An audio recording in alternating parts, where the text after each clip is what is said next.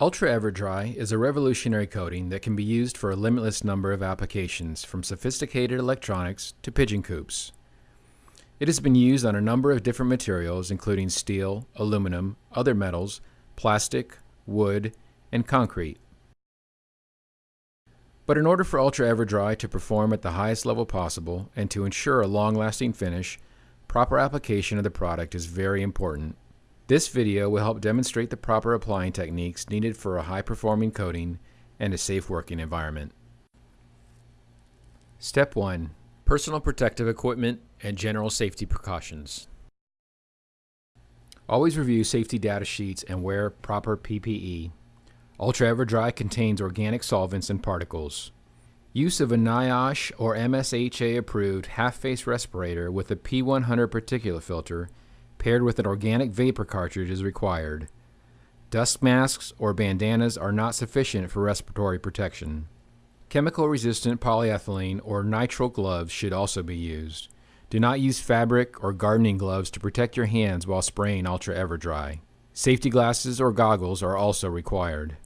A paint suit is optional and can be used to protect clothing from spills or overspray.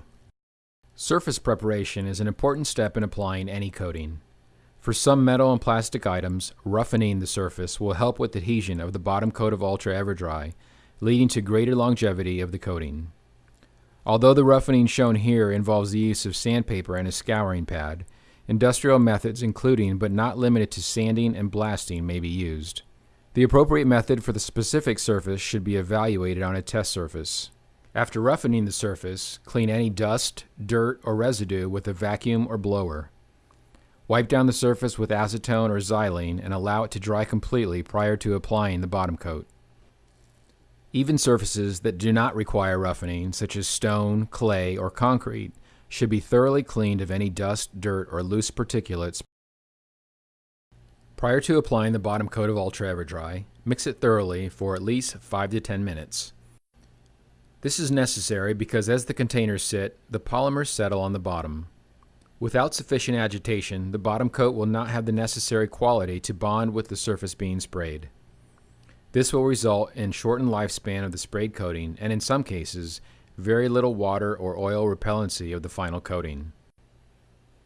For quart-sized containers, mixing can be done by hand. For 1 gallon or 5 gallon containers, a plastic propeller attached to a hand drill should be used. A paint shaker may also be used. For 55 gallon containers, more industrial mixing equipment will be required, such as an explosion-proof mixer and stand. You can use different sprayers for the applications of Ultra EverDry, depending on the size of the surface being coated and the available utilities. The Ultra Power Sprayer should be used for medium to large surfaces when compressed air may not be an option, but electricity is available. Ultra Mini sprayers can be used for small surfaces, usually smaller than a standard sheet of paper, and are ideal for demonstration purposes. When using Ultra Mini sprayers, it is best to dedicate one to bottom coat and one to top coat. For the most professional results, and when compressed air is available, use an HVLP spray gun. The air coming into the HVLP sprayer should be set to 25 to 30 psi. Always apply the bottom coat in thin, uniform passes. You should only use enough to wet the surface.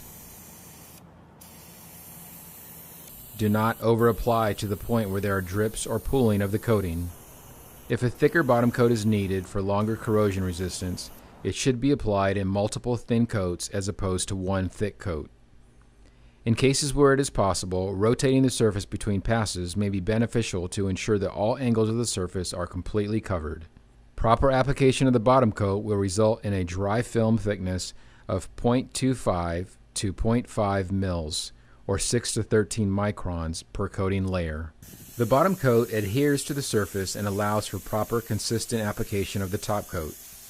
Improper application of the bottom coat will result in poor longevity and decreased abrasion resistance of the finished coating. If the bottom coat is applied too thick, it will result in cracking of the bottom coat as it dries and will result in poor repellency and abrasion resistance. Once the bottom coat is applied, it must be allowed to dry properly prior to application of the top coat. Allow 15 to 30 minutes for proper drying of the bottom coat before application of the top coat. If desired, use of a hairdryer or heat gun on a low temperature setting may be used to decrease drying times without negatively affecting the coating. Any remaining bottom coat in the spray container can be carefully poured back into the original container for future use.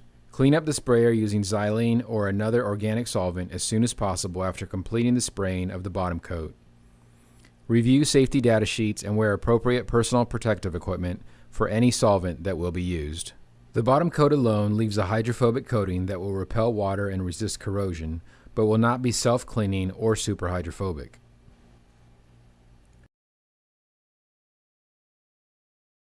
Shake or mix the top coat for 3 to 5 minutes in order to uniformly disperse the solids throughout the mixture.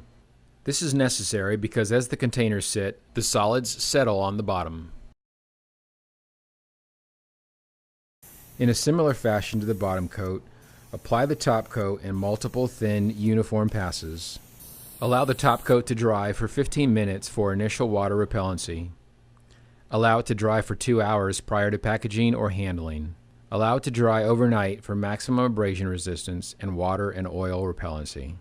The perimeter of this glass has been coated with Ultra EverDry. Note, the coating is hazy, not clear. Any remaining top coat in the spray container can be carefully poured back into the original container for future use. Clean up the sprayer using acetone or another organic solvent as soon as possible after completing the spraying of the top coat. The top coat is responsible for the superhydrophobicity, oleophobicity, and self-cleaning properties of the Ultra EverDry coating. The Ultra Mini Sprayer consists of a glass jar, a power unit, and an intake tube with a filter. The glass jar can be cleaned and reused. The power unit will eventually deplete and need to be replaced. Replacement units are available in 12 packs. Each power unit will spray approximately 1/3 of a quart of liquid. Before using the mini sprayer, remove and dispose of the filter on the bottom of the intake tube. This filter is designed to remove solids from paints, but is not necessary for applying Ultra EverDry, and if not removed, may cause clogging issues during the application process. Once the bottom coat has been mixed, fill the jar no higher than the fill line marked on the jar. Hold the sprayer as vertically as possible and never less than 45 degrees from vertical. Tilting the sprayer to an angle less than 45 degrees can result in spilling the fluid from the bottle through the air intake. It can also result in spraying air instead of fluid, as the intake straw will not be submerged. Hold the sprayer approximately 6 to 8 inches from the substrate or surface to be sprayed.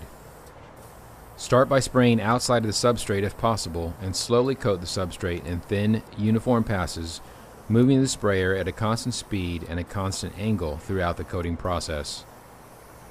Overlap each pass slightly in order to ensure that there are no edge defects at the outside spray boundaries. Swirling in between passes will help keep the Ultra EverDry thoroughly mixed. In cases where it is possible, rotating the surface between passes may be beneficial to ensure that all angles of the surface are completely covered. When you're finished spraying bottom coat, unscrew the glass jar. Place your finger over the spray nozzle with the intake tube suspended above the glass jar. Press down on the nozzle with your other hand. This will allow some of the remaining bottom coat in the sprayer to drain back into the glass jar. Carefully pour the remaining bottom coat back into the original container. Pour a small amount of xylene into the glass jar. Screw the glass jar back into the power unit and spray the xylene into a rag and wipe the tip of the sprayer. Remove the power unit from the Ultra Mini Sprayer and separate the fluid intake tube from the power unit. Rinse the inside and outside of the intake tube with xylene and wipe it clean with a rag. Holding the power unit upside down over a waste container, run xylene through the intake opening and allow it to gravity flow through the sprayer nozzle. Spray the nozzle into a waste container and then, again covering the nozzle hole with your finger, reverse spray the power unit over the waste container. Wipe down any excess bottom coat off of the inside and outside of the glass jar. The unit can now be stored until its next use. Failure to clean the unit immediately after use may result in premature clogging and failure of the sprayer power unit. Using a separate Ultra Mini Sprayer, repeat the process using the top coat after allowing the bottom coat a sufficient amount of time to dry. Clean the sprayer with xylene before spraying. This will not only clean, but also lubricate the internal parts of the sprayer. Fill the cup with approximately 8 ounces of xylene. Connect the air hose to the turbine and gun. Turn on the power to the sprayer. Spray the gun into a rag, test surface, or hazardous waste container to help remove any buildup. Using paper or another test surface, adjust the flow of the gun using the dial at the back of the gun. Next, adjust the spray pattern knob at the front of the gun. Hold the spray gun about 6 to 8 inches from the surface. The flow should be adjusted so the test surface is wetted, but not to such an extent that it pools or drips. There are 3 spray pattern settings that allow for spraying horizontally, vertically, and in detail. The detail pattern is small and circular and is adjusted by moving the spray pattern knob between the vertical and horizontal fan setting. Wipe the inside and outside of the cup with a rag. After the bottom coat has been mixed for 5 to 10 minutes, pour the desired amount of coating into the cup. Fill to no more than 32 ounces of the cup. Do not overfill. Screw the cup into the gun and connect the air hose to the gun. Turn on the turbine. If desired, perform a test spray to double check the spray volume and pattern. Hold the power sprayer perpendicular to the surface being sprayed. Arcing or tilting may result in uneven coating. The recommended spray distance is approximately 6 to 8 inches. Spray edges first. Overlap each stroke a minimum of 75%. Move the gun at a constant speed. When you are finished spraying the bottom coat, turn off the turbine, disconnect the air hose, and unscrew the fluid cup. Squeeze the gun's trigger while keeping the suction tube above the cup. This will allow some of the remaining bottom coat in the sprayer to drain back into the cup. Carefully pour the remaining bottom coat back into the original container. Pour xylene into the cup to a height of about 8 ounces. Screw the cup into the gun and connect the air hose to the gun. Turn on the turbine. Spray the xylene into a rag and wipe the tip of the gun. Shake the gun to help move the xylene through the gun and cup. Turn off the turbine, disconnect the air hose, and unscrew the fluid cup. Squeeze the gun's trigger while keeping the suction tube above the cup. This will allow some of the remaining xylene in the sprayer to drain back into the cup. Wipe the suction tube with a rag and set it aside. Remove the O-ring and wipe it clean. Wipe the inside of the molded cup lid. Replace the O-ring and the suction tube. Pour the majority of the xylene in the cup into a hazardous waste container. Leave a little xylene in the cup and use this to wipe the inside and outside of the cup with a rag. Ensure that the threads on the outside of the cup are clean. Repeat the same steps to apply the top coat. Once you are finished applying the top coat, clean the cup and gun using the same procedure used after applying the bottom coat. Once cleaning is completed, you are ready to break down the sprayer components. Remove the air cap ring. Remove the air cap and spray direction plate and place them into the cup containing xylene. Use the wide end of the needle and fluid tip tool to remove the fluid tip. Wipe the tip with an area of the rag that has been wetted with xylene. Carefully wipe the rubber O-ring on the fluid tip with the rag. Inspect the O-ring to ensure that it is not swelled, cracked, or torn. Set aside the fluid tip. Use the needle and fluid tip tool to remove the needle. Insert the narrow end of the tool all the way into the channel containing the needle until it stops. Rotate the tool about 10 times counterclockwise. Carefully pull the tool out of the gun while rotating the tool counterclockwise slightly to remove the needle. Place the needle into the cup containing xylene and swirl the cup to help move xylene throughout the parts. Wipe the inside of the gun's fluid channel with a rag wetted with xylene. Remove the parts soaking in xylene and wipe them down. Take care to wipe the lip seal at the back of the fluid needle and ensure that this seal can move back and forth along the back of the needle. Set the needle aside. Wipe down the air cap and ensure that none of the orifices are blocked or damaged. Wipe down the spray direction plate and ensure that none of the orifices are blocked or damaged. Pour the majority of the xylene in the cup into a hazardous waste container. Leave a little xylene in the cup and use this to wipe the inside and outside of the cup with a rag. Ensure that the threads on the outside of the cup are clean. Notice that the lip seal slides easily along the fluid needle. Reassemble the spray gun. Insert the threaded end of the fluid needle into the fluid channel until it stops. Using the slender end of the needle and fluid tip tool, press the fluid needle in and rotate it clockwise until the tool stops. For lubrication, wipe the fluid tip with an area of the rag that has been wetted with xylene. Press the fluid tip into the front of the fluid channel. Insert the spray direction plate into the front of the gun. Insert the air cap into the front of the gun. It will rest loosely on the spray direction plate until the air cap ring is attached. Attach the air cap ring to the front of the gun, but do not over-tighten. The spray pattern knob should move easily, but not loosely. Insert the O-ring back into the bottom of the gun. Insert the suction tube into the bottom of the gun. It is convenient to store the needle and fluid tip tool inside the cup when the gun is not in use. Reattach the cup to the gun. We will be showing you how to use an HVLP spray gun with the Warwick 881H spray gun. Although the same principle shown here will be relevant for other HVLP guns, specific details may differ with different spray guns. When you're going to spray with an HVLP system, you will need the following: an HVLP spray gun, air compressor, the larger the better, but at least 30 gallons. A 3 or 4 gallon will not be big enough for continuous HVLP spray gun use. Air compressor hose. Unless your air compressor comes in a kit, you will need to buy the hose and coupler separately. Regulator, filter and moisture trap, 2 hose fittings, one for the gun and one for the compressor, and Teflon tape. A high volume, low pressure, or HVLP paint sprayer is generally designed to handle both water-based and solvent-based coating materials. In this case, we're spraying Ultra EverDry. HVLP models are designed to reduce overspray and provide maximum transfer efficiency by limiting air cap pressure. Fill the cup with the required amount of material. Fill to no more than 19 millimeters or 3/4 inches from the top of the cup. Do not overfill. Attach cup lid. Air volume adjustment. The air volume adjustment is located at the base of the spray gun near the air inlet. When this knob is turned fully clockwise, the airflow is shut off. It takes some experimenting to find the right airflow setting. Too much airflow can make excessive overspray and cause a rippling effect in the liquid that has already been applied to the surface. Excessive airflow can also cause a wet surface to dry too fast, which can create problems in the final results. Too little airflow can result in spots of liquid on the surface.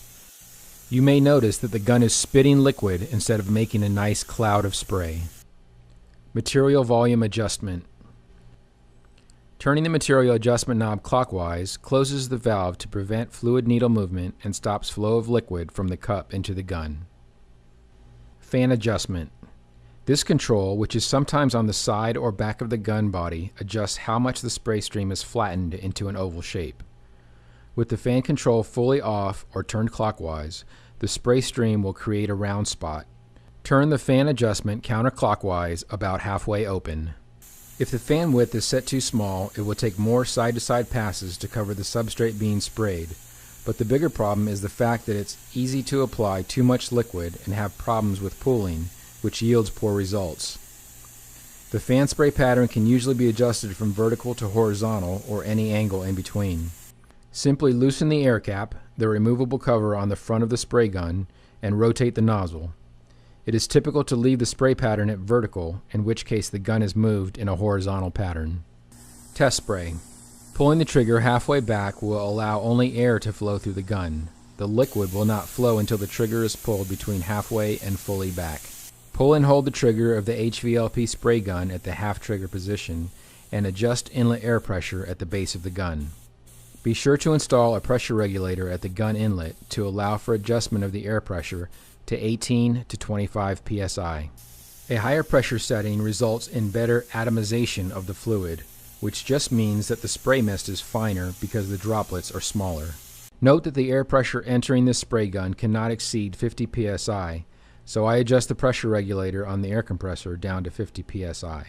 Excessive pressure at the inlet side of the gun can damage the gun's pressure regulator. Perform a test spray. If the coating is too wet, reduce liquid flow by turning the liquid adjustment knob clockwise. If atomization is too coarse, increase inlet air pressure. If too fine, reduce inlet pressure. The pattern size can be reduced by turning the fan adjustment knob clockwise. Hold the HVLP paint sprayer perpendicular to the surface being sprayed. Arcing or tilting may result in uneven coating. The recommended spray distance is 6 to 8 inches, or 150 to 200 millimeters. Spray the edges first. Overlap each stroke a minimum of 75%, moving the gun at a constant speed. Cleaning the HVLP. Step 1. When done spraying, pour the unused liquid back into its container. Pour some xylene into the spray gun cup, swish it around, spray the xylene until the clear xylene can be seen leaving the gun. Some opaque liquid may leave the nozzle before the spray appears clear. Spray the xylene onto a rag and wipe the nozzle off. Step 2. Pour most of the remaining xylene into a waste container, but leave a little in the bottom of the cup and wipe out with a rag after applying bottom coat. Follow steps 1 and 2 after applying top coat, then move on to step 3. Step 3. Remove the air cap and soak it in xylene. Remove the nozzle with the multi-wrench included with the spray gun. This requires the 19mm wrench opening. Once loosened, the nozzle can be unscrewed and soaked in xylene. It helps to pull the trigger while doing this, which retracts the needle. Turn the material volume adjustment counterclockwise until completely out. Pull out the needle and soak it in xylene. Wipe down all parts with a rag. Reassemble the gun. Always turn off the air supply and relieve pressure when the gun is not in use. You should now be ready to apply Ultra EverDry to just about anything. For more information, visit ultraeverdry.com.